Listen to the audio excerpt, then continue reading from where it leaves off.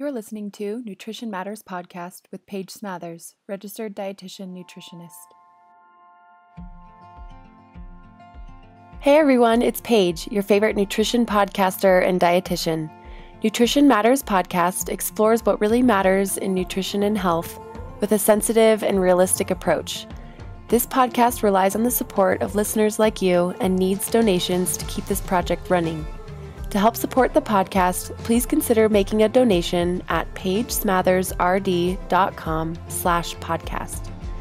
If you find this episode interesting, engaging, or helpful in your life, please consider donating, sharing with friends and family, and leaving a review on iTunes. You can leave a review about this podcast straight from your podcast app. Search Nutrition Matters Podcast, click Reviews, and then write a review.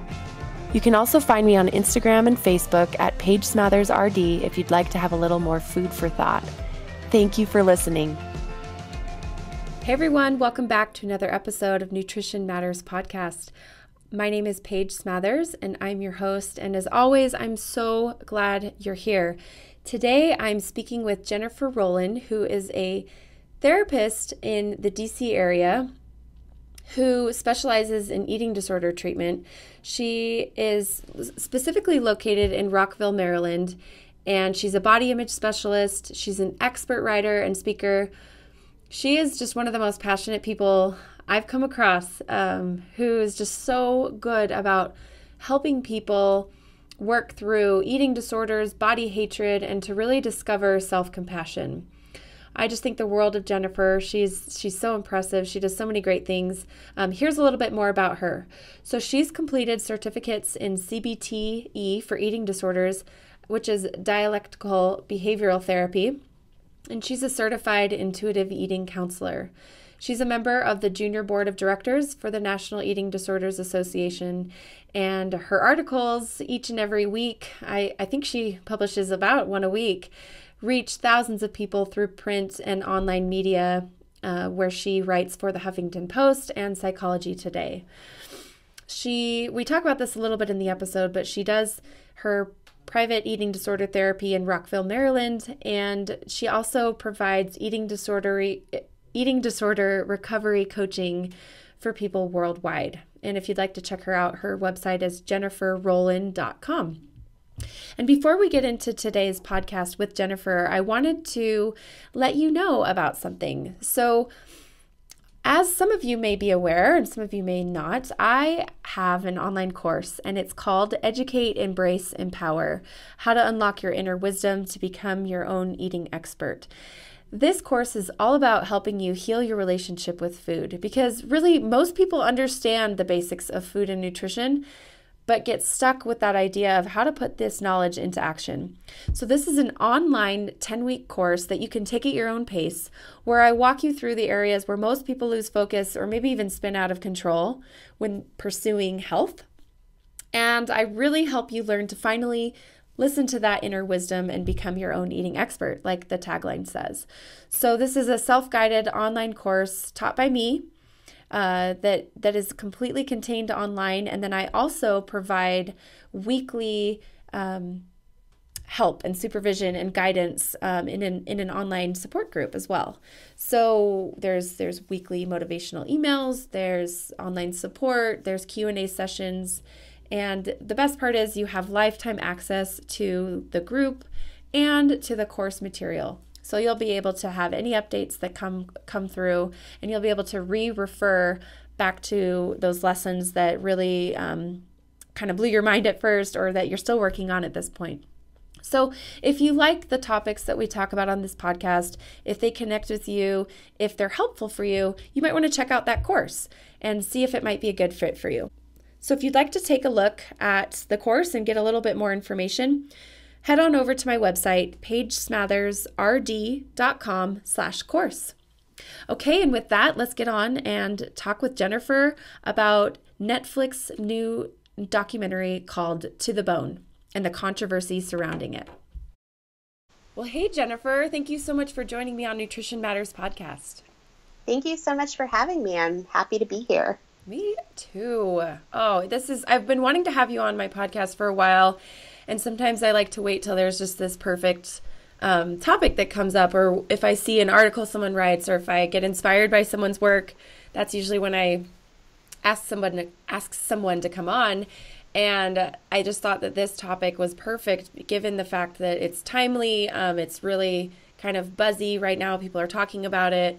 And I'm just really excited to talk about this from like a therapist perspective, and then also from a dietitian's perspective. I think this could be a really good conversation for people who are wondering, why the controversy. So I'm so glad you're here.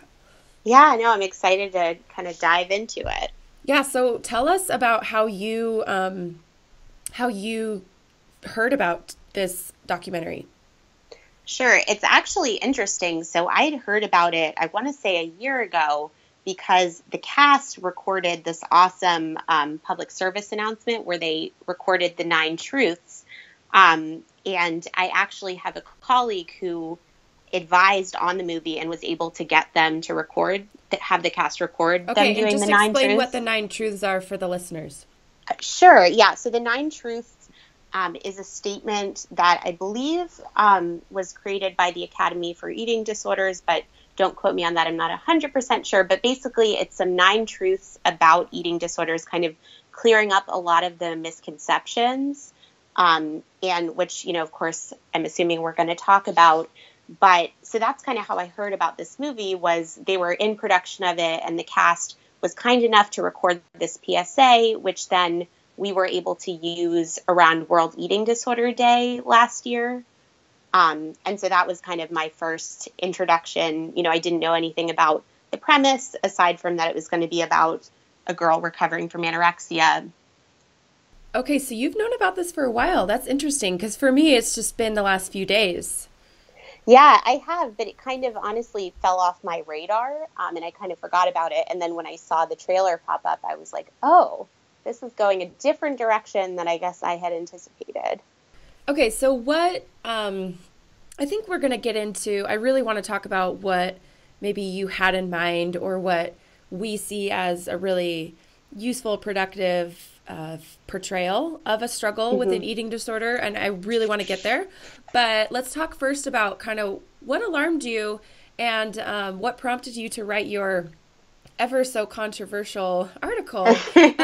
We both write, and so I know the feeling you were telling me before we started recording, the feeling of, oh, I'm just going to put this out there just like I do all these other articles, and it's no big deal. And then all of a sudden you get this storm of thank you so much for writing this. This was amazing. And also the other end of the spectrum that's like, you're the worst person ever. Like, how could you ever say this? So it seems like this is a pretty divisive issue.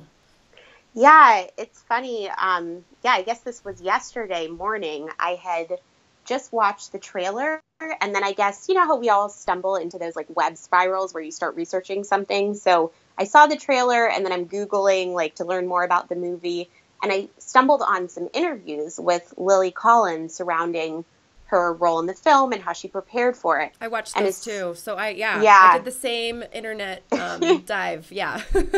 Yeah. So as soon as I saw that, it was like something just clicked in me, and I was like, I have to write about this. And I sat down and I wrote this out and just kind of put it out there. And I was very surprised actually by the amount of buzz around both the trailer and the article that I wrote.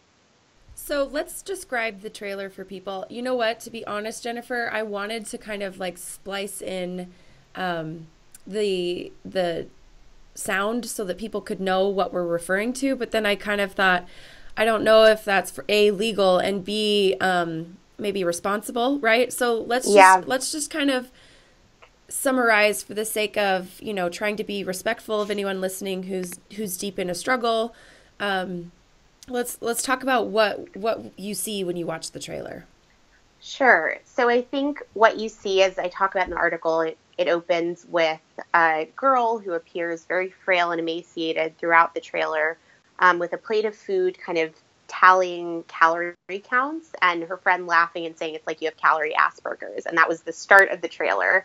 And then from there, it again just continues to follow this girl who a lot of the focus is on her physical state. So we see her fainting, we see her bones in her back, and again, just appearing very ill and emaciated. And, it also depicts some different eating disorder behaviors. We talked about the calorie counting and other small things. Again, I don't necessarily want to trigger anyone by even mentioning them, but we see eating disorder behaviors, and then we see the narrative of the protagonist repeating to herself, "I have it under control." And it was juxtaposed by showing, this person really spiraling out of control in her eating disorder.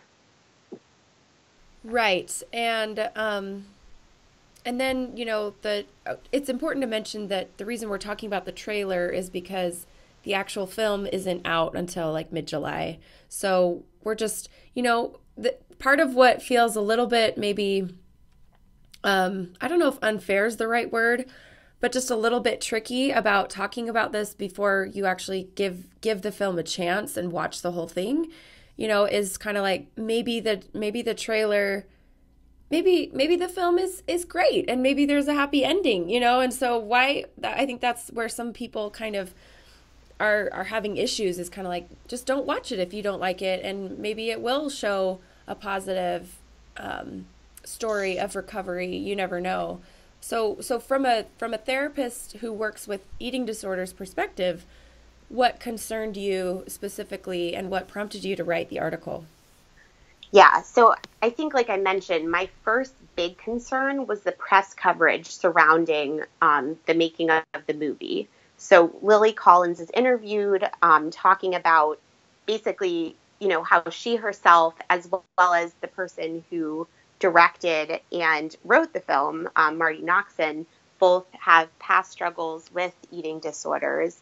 And so Lily Collins, says that she's recovered from anorexia herself. And then in the press interviews, which, again, sometimes reporters can take things out of context or ask leading questions. But basically what she described is that she lost weight for the role in, quote, the most healthy way possible with the help of a nutritionist. She then goes on in some interviews to even detail what she ate and how they tried to keep it as, quote, healthy as possible. And I'm not going to get into what that was because I think it's just really inappropriate to talk about that, as it could be too triggering. But I think the first thing that raised alarm bells for me was the idea that somebody, first off, can lose weight in a healthy way. But secondly, that somebody who claims that they've recovered from anorexia is then giving the message to other people who are either struggling or in recovery that there is a way to healthfully lose weight after having recovered from anorexia, hearing that. And it's clearly not like, it sends the message of someone who is or has struggled with anorexia, like, oh, it's fine. You can continue those behaviors and you don't have to count it as an eating disorder, sort of. Yeah, I think what really bothered me was, again, so my perspective is there's no such thing as purposeful, healthy weight loss for someone with a history of anorexia. So because someone they have underlying genetic and temperamental factors, which we know based on a ton of research can be activated by an energy deficit and weight loss, regardless of what that person's intention is. So, I talk with clients about how, you could get a stomach bug and have no appetite and lose weight, or even not lose weight, just have no appetite and undereat for your energy needs. And that could reactivate your eating disorder voice to start to come back. You know what? Or to get louder.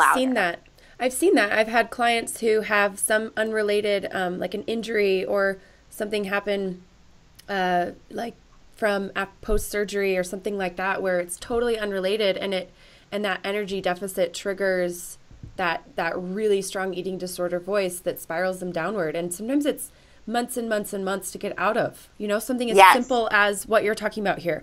So I think there's people out there who have never really encountered eating disorders that they know of, and just kind of live throughout life thinking, oh yeah, that's just some people who struggle, whatever, no big deal. I'm perfectly fine. And then they hear people like you or me say, whoa, this is problematic.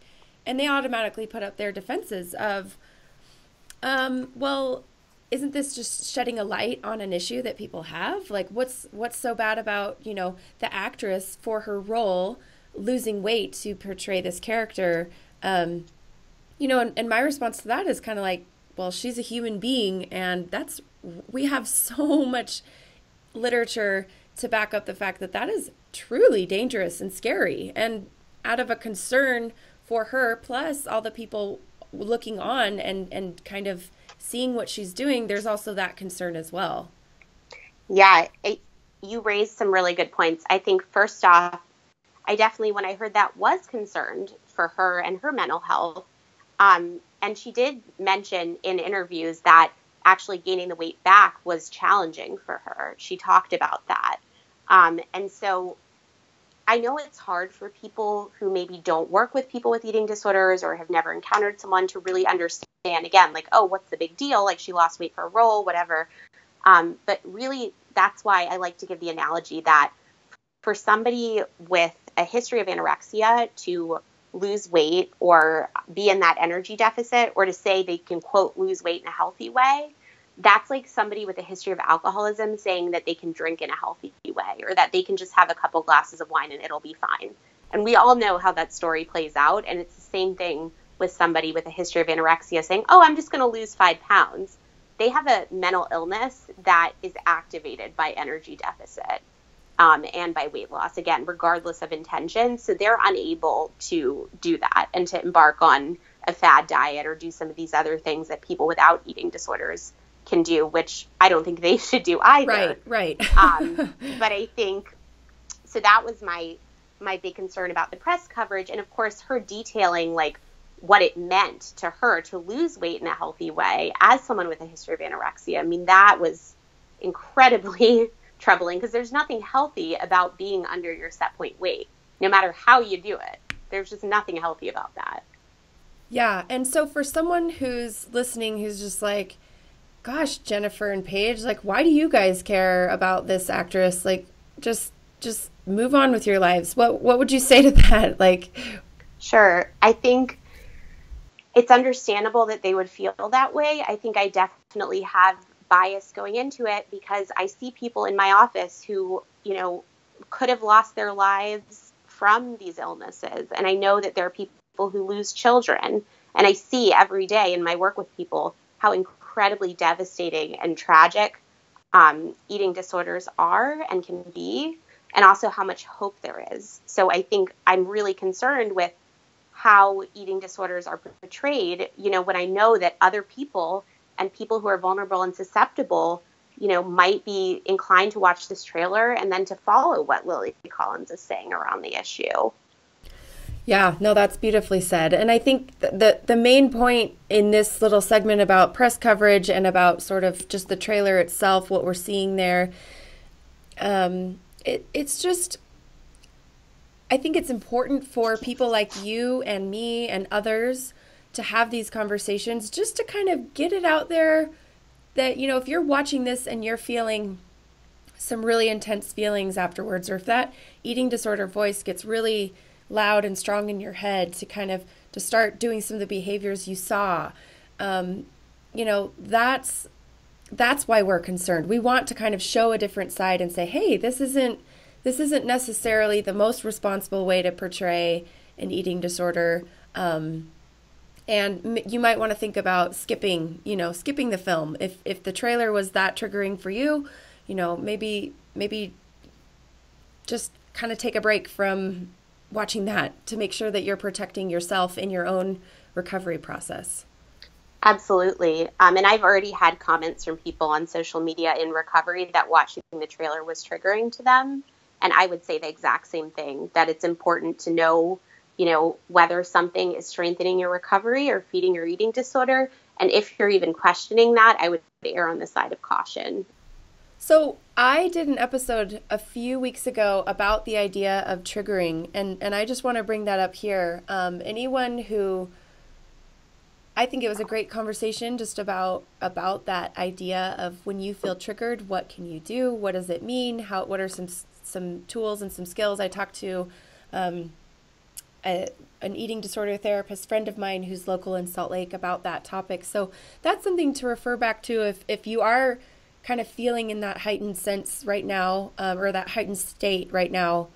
That might be a good episode, a good reference for people. So something to think about. Yeah. Okay, so another problem that I have, and this is kind of on my mind a lot, Jennifer, right now, is the idea of,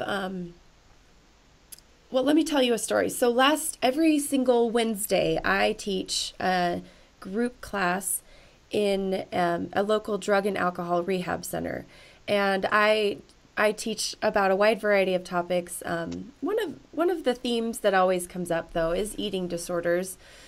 And I try to help create awareness around eating disorders in recovery from drugs and alcohol, right? So that's awesome. Last week, we talked about eating disorders for an hour and a half, and it was awesome. This is one of my favorite groups I do. I do a rotation, and I asked the group, I said, okay, so when I say the phrase eating disorders, what comes to mind? And, you know, they said it. They ticked off the ones that we always think of when we're thinking about eating disorders. They said, well, a girl who's young, who's white, who's privileged, and who's emaciated, right?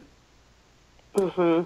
And, you know, I really think that's such a narrow view of eating disorders. And not to say that if someone listening hits all of those, that there's something wrong with you or bad about you. But I feel like in 2017, we need to broaden what we're talking about when it comes to eating disorders so that, you know, I think Oprah did a good job, like in the 80s or 90s, whenever she did, you know, those shows on good job, meaning she showed that type of body of someone who struggles, right? She highlighted that. Maybe not necessarily a good job in the conversation, but good job with helping people understand what anorexia nervosa sometimes looks like in thin white women, right? But the idea is that eating disorders don't discriminate. You know, men have eating disorders. Older people can struggle. People of color can struggle. People of different sexualities can struggle, right? And so I think that was a bummer for me as I watched.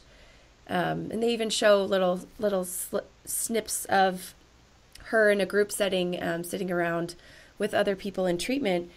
It was just a bummer that there wasn't anyone in a larger body or with various skin colors, you know?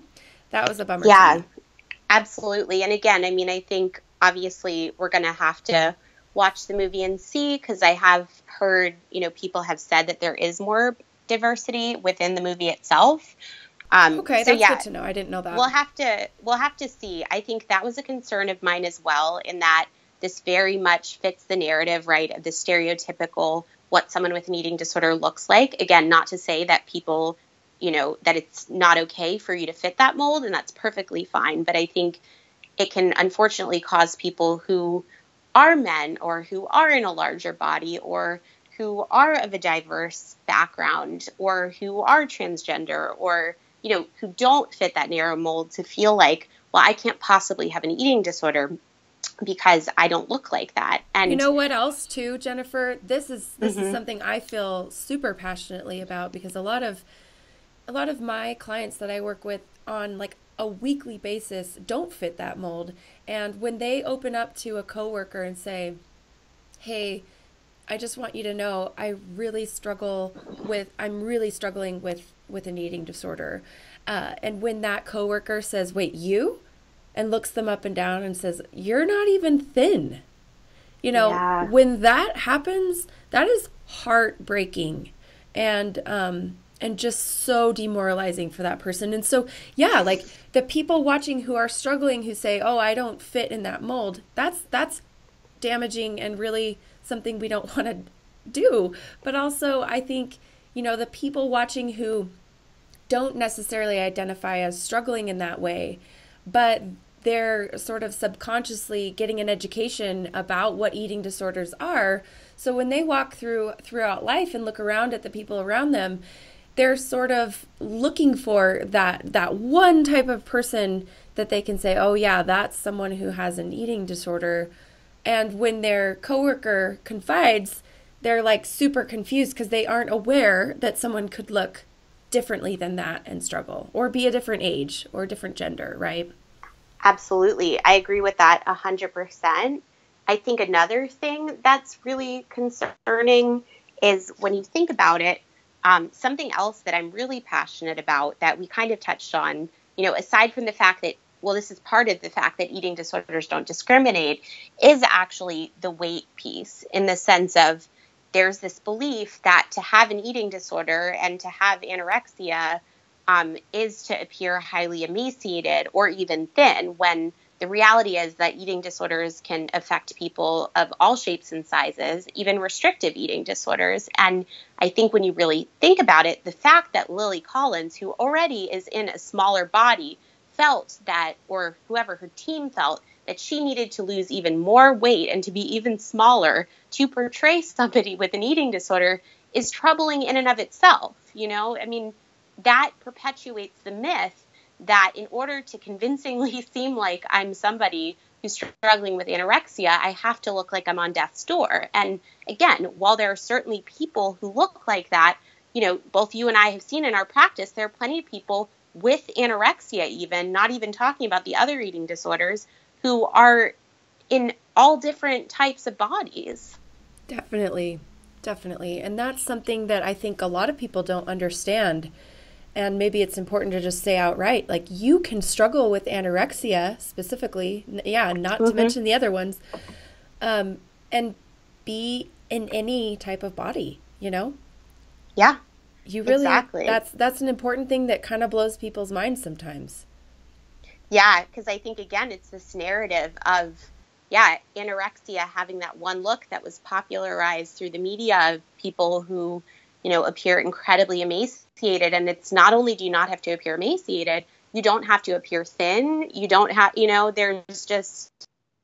there's no one way that people with eating disorders look, and you really cannot tell who has an eating disorder based on their physical appearance. It's one of the only mental illnesses where we judge someone's level of suffering by their physical appearance. And also even in the recovery narrative, where it's very much defined by, weight restoration, like people showing the before and after pictures of them in recovery, when, again, it's one of the few mental illnesses where the physical piece is highlighted. And while, there are obviously serious physical health complications of all eating disorders, and, part of the treatment is going to be nutritional rehabilitation, there's also so many mental factors, right, that I think when we boil eating disorders down to, being solely about weight and the body, like, that's an aspect of it, but there's a lot of other things going on. Well, and when we do that, we only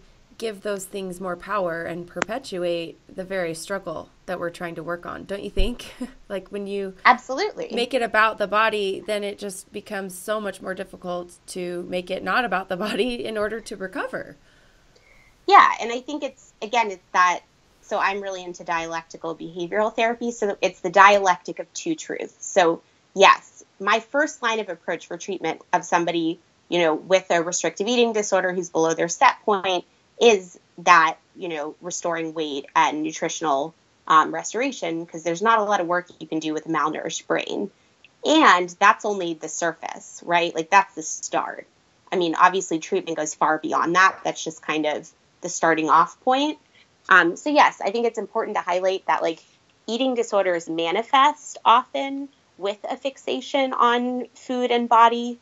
And there's a lot of underlying components that contribute to it. First off, underlying genetic factors, temperamental factors, psychological factors. And I think that was something else that felt problematic about the trailer to me, is the line of "I have it under control," insinuating that, this eating disorder was this person's way of feeling in control, which, again, I see with some clients. However, that's not getting beneath the surface of really their genetic roots to this illness and temperamental factors and psychological factors. So my concern is somebody watching the trailer might think, oh yeah, it's just another girl, wants to be thin, wants to feel in control, took it too far, and not recognizing the gravity that, like, eating disorders aren't a choice, and nobody would choose to suffer the way that people with eating disorders do, and that people can't just eat or snap their fingers and just gain weight and everything's fine. Yeah, great point. Great point. So let's just do a few minutes of trying to kind of anticipate where someone who has a different opinion might come down on our opinions. So there's, in other words, I just want to kind of look at this from the other side and just try to do a fair job of showing, different opinions and maybe talking those through so that anyone listening who's like, these two chicks are crazy, why are they talking about it like this? I just want to be able to answer some of those questions before we finish. So what about the idea that this potentially could help to create more awareness around eating disorders? What do you think about that, Jennifer? So I'm always happy when eating disorders are part of the public conversation. And I think it's definitely possible that, again, things aren't all good or all bad. And I work to get clients away from that line of thinking. Like, it's not black and white. Yes, so true. So important. Yeah, so I do think the makers of the film were very well intentioned. I hope that it will have some positive impacts of raising awareness. And I still am very concerned, it does go against best practices for treating eating disorders, in the sense of showing eating disorder behaviors in detail and showing images of emaciation. Like, we know that is very triggering to people in recovery. So I would love to hear what your idea of, how to portray an eating disorder without being triggering. Like, is there a way to do that? And this is where I have so much compassion for the makers of the film, because I think it is a very tricky area to navigate. Honestly, I feel that a lot of the memoirs, like when we think about Wasted, an eating disorder memoir that was written a while back, anything that's going into specifics about a struggle with an eating disorder, I feel can easily turn into a how-to manual for people who are not at a good place. So in my sense, probably the only way to really do it in a way that was truly responsible, and again, it's hard to separate that out because everyone has different triggers. But I guess my sense would be maybe focusing a lot less on the struggle and more on the recovery piece would be one way to do that, and being a lot more vague about the symptoms, which again does not make for great television or for a great movie, but maybe a narrative that focused more on the recovery aspect and the challenges, like challenging herself with certain foods rather than starting with the descent and showing symptoms. Yeah, it's definitely a fine line to walk. And, when you start asking questions like, hey, but doesn't this create awareness? And what could they have done differently?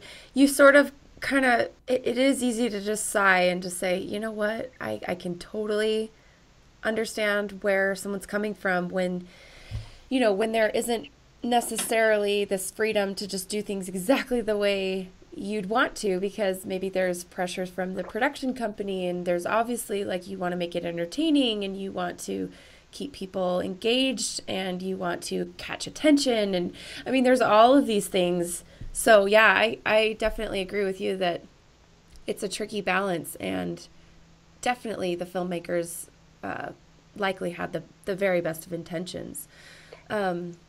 Yeah, and I think it's really tough, again, to navigate. And there have been some comparisons to 13 Reasons Why, the other, the Netflix series that really talked about teen suicide and showed some really graphic scenes. And I think it's really looking at where do we draw the line between glorifying an illness, seeing it as dramatic and cool and really depicting some graphic things, versus, again, telling a story. I think it's a really tough balance to find. Oh, for sure. Yes. And you know what? It's even a tough balance to just talk about too, and that's where I have some experience and where I've likely, not done everything perfectly along the way with the podcast. It's like you want to help people understand that hope is possible. You want to spread awareness about disordered eating and eating disorders. And it is a fine line to walk where you're helping someone really understand where the person talking is coming from and where they've been, and just the depth of their struggle. But at the same time, you don't want it to become a how-to manual or a glorification of that type of struggle. And I feel for them, because that is a tricky balance.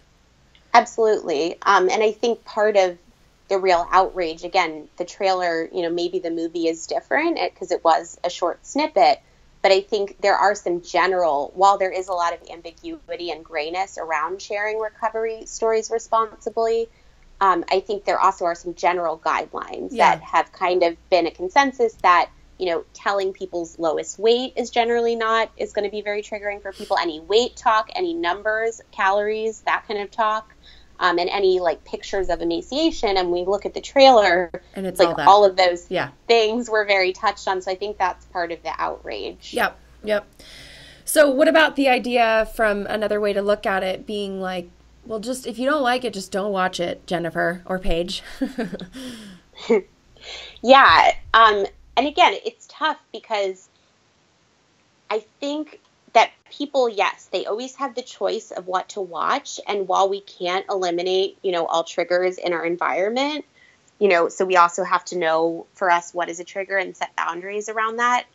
I also think part of what's so hard for me to wrap my head around is the sense that, again, this was created with some really good intentions, and that, there are other organizations even that are, and I don't want to name names, but that I really respect, actually, that are supporting the film, which is understandable. But I think it's a tough balance, again, to look at this group and, this actress and this director who personally struggled, who really want to help this population of people in recovery, but actually the population they're trying to help are people who probably should not watch the film, if that makes sense.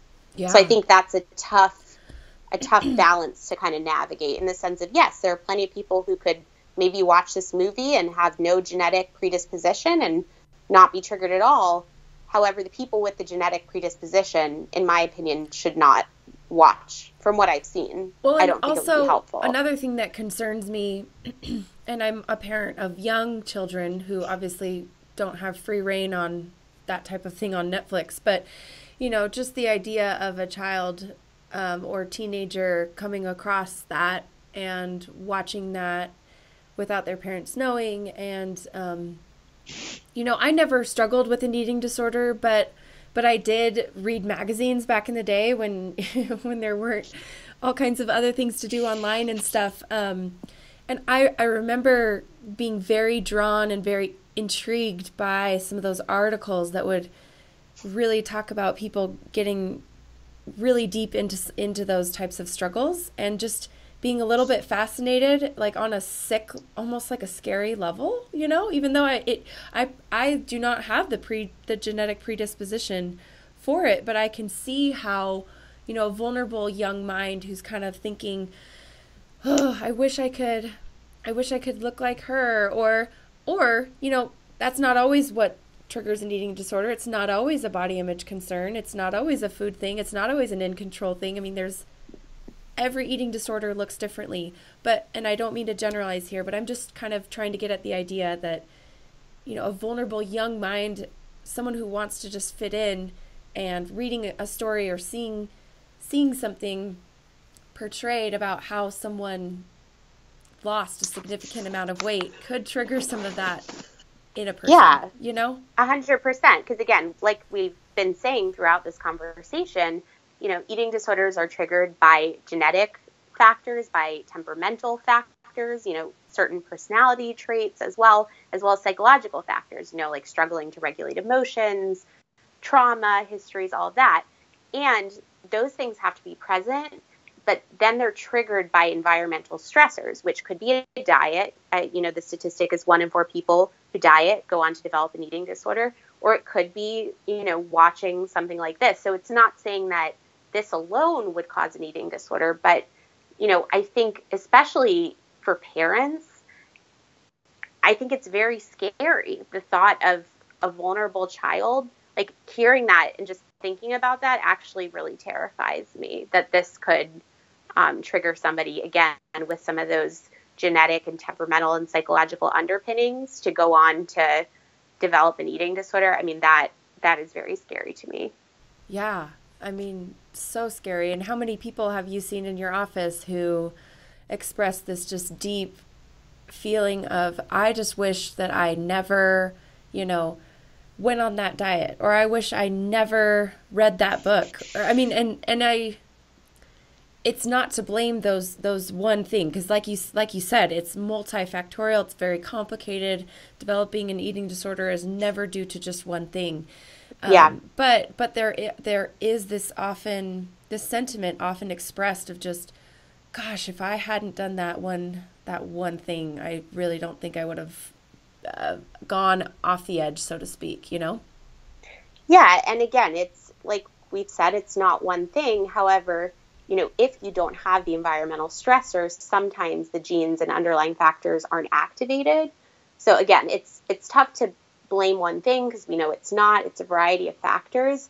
And I have seen people, though, in my office, because I always do get a history from people, and really, I like to dive deep and ask them in my assessment about starting back from their first memories of food and their relationship to their body, and getting into, almost everyone I see in my practice has struggled with an eating disorder, or struggles with, disordered eating or body image stuff.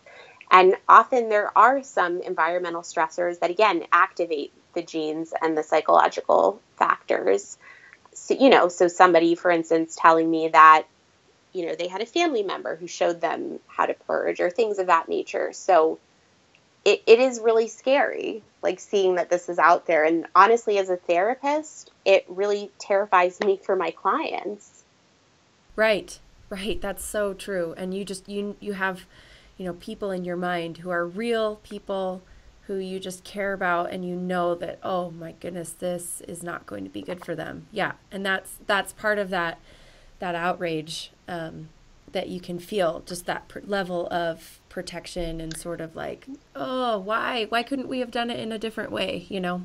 Yeah. And again, you can say, like, don't watch it, and everyone has this personal responsibility, but you're taking a group of people who are very vulnerable, often who struggle with, I think we all struggle with wanting to fit in, right? Wanting to feel liked. I think that's human nature. And so around you is going to be all of these people discussing it, once the movie is released. And especially as somebody in recovery, you're going to want to be able to give your 2 cents on the issue. So I could see how it'd be really hard for people to not watch it. Right. And, I feel like we need to say this, that we're having this conversation about a movie that we haven't seen. And I recognize that that's like a little bit funny and silly sometimes. But to me, what we're doing here is it's not really about this film, because we haven't seen it. And, maybe it'll surprise us. Maybe it'll be really just awesome with like a few little things we'd change or something like that. And I'm open to that being a possibility. But to me, the reason I wanted to talk to you today, Jennifer, is, have this broader conversation around, media and around portrayal of eating disorders, and around how each of us can kind of stay in our own power as we're navigating like all of this stuff around us that could potentially be triggering or difficult to deal with, and just make this conversation around how to be a responsible consumer of media, given what your previous or current struggles might be. Does that make sense? Absolutely. Yeah. And I think I am thankful in a sense that this trailer has come out and prompted this larger discussion. I think that's something positive that's come out of it, right? That it's given me a platform, to write on Huffington Post about a lot of these eating disorder myths, and that people are actually interested in reading it because it's tied to something that's trending. So I think that's a great opportunity to try to educate and bring awareness. I also would encourage, and you mentioned an episode that people can go listen to, which I think is great. I would encourage somebody, if they are in recovery from an eating disorder, to really sit down with their therapist or somebody in their treatment team and look at, spell out for themselves, what are some of the things that, because again, everyone's eating disorder is very unique and everyone's triggers are going to be different and unique. So writing down specifically for them, what some of their biggest triggers are that make the eating disorder voice scream louder, and what are some coping strategies they can use. Because again, we can't eliminate all triggers in life. And maybe things that they could look at setting boundaries around, or people they can set boundaries with. And then the last piece of that would be positive things that they can add in. So if we're going to be setting boundaries, trying to reduce triggers or learn how to manage them as they come up, also looking at how can I counter condition myself and surround myself with people, messaging via social media, podcasts like yours, and so that I'm constantly getting these pro-recovery, body positive messages. Because again, we're surrounded by diet culture messages all day long. And so some of that can obviously feed the eating disorder voice. So also looking at some positive things that they can add in, I think would be helpful. Love it. Love it. Yeah, that was kind of where I was going next, Jennifer. Do you have anything you'd like to kind of say in conclusion, or just to summarize, or in addition to what you've already said?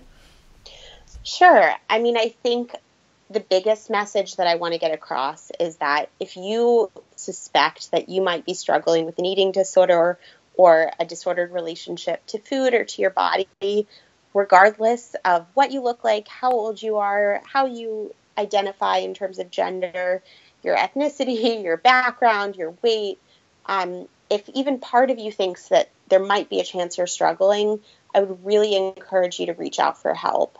No one should have to struggle with this alone, and there's so much hope. I see it every day with people making progress in their recovery and, even fully recovering from their eating disorders, which is completely possible. So I think, again, the biggest message is just urging people to seek help, because I think that really is a sign of strength.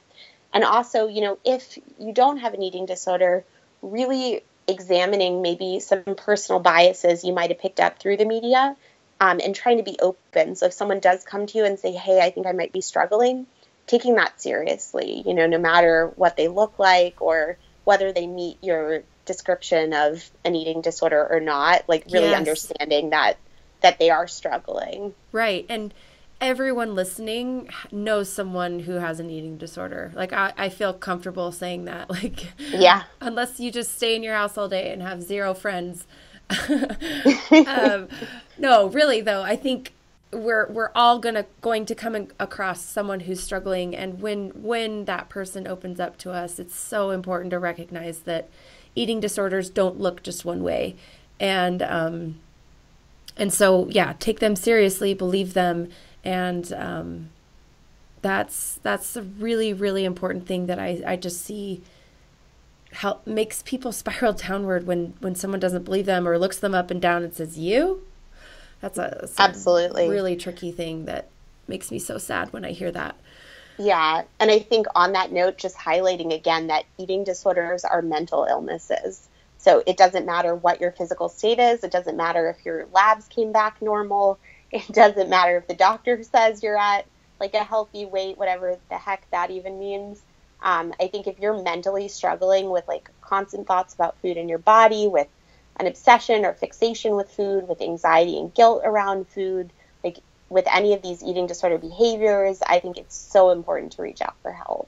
Very well said. That is so true. And that requires a lot of honesty about where your thoughts are and what you're saying to yourself in your own head.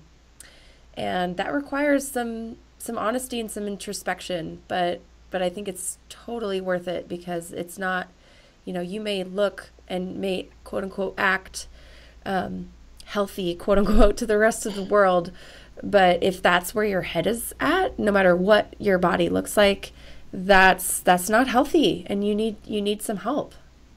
Yeah, and that again, like there is freedom from this, that you don't have to struggle for the rest of your life. Yes. Yes. Okay, Jennifer, I want to have you take a minute and tell everybody listening how they can keep in touch with you, because you're just fantastic and so fun to follow on social media, and your articles are so just awesome and timely. So yeah, take a minute to tell everybody. Yeah, no, I really appreciate that. And I love following you on social media as well and seeing all your content. The best way to connect with me is through my website. It's www.jenniferrose.com. Rollin, R as in rock, OLLIN.com. And my email and phone number is listed on there, so that's the best way. And you do distance coaching as well, right? Yeah, so I have a private therapy practice in Rockville, Maryland, serving people in like the DC, Maryland area. And then I also work with people for recovery coaching. If they have an eating disorder, I require their meeting with a therapist as well. And that's via phone and Skype. Perfect. Okay, so that's how people can keep in touch with you. And this was just really, really fun to connect with you in this way, Jennifer, and to talk about, I think, a really important and timely subject. And we will just kind of wait and see. Do you think you're going to watch the film at this point? Yeah, I mean, to be honest, I'm definitely going to watch the film because I really want to see and have an informed opinion. That's so what that I'm thinking too. Yeah, so that I can tell clients, like, hey, I just want you to know, like, there are a lot of things you might find really triggering in this movie. Yeah, so I definitely plan to watch it, and I look forward to hearing your thoughts on that as well. Yeah. And I'd love to hear any feedback from listeners about their thoughts on the trailer, because I think both you and I are really open to having a dialogue and discussion around this. Definitely. I don't think there's any right or wrong question or thought or discussion topic. I think it's very interesting and important to open that conversation. And like you said, I think that's one great thing that the trailer has done, is gotten a broader conversation to start among professionals, among just the general public. And that's good in and of itself, Absolutely. Well, great. Thanks so much, Jennifer, for your time and for all of your awesome ideas and comments. And maybe I'll have you on again soon, hopefully. I think this was so much fun. Yeah, this was such a great way to start the morning. And yeah, I look forward to connecting with you again soon. Well, I sincerely hope you've enjoyed this conversation. If you haven't already, please go ahead and leave a review on iTunes. Thanks again so much for listening, and we'll see you soon for another episode.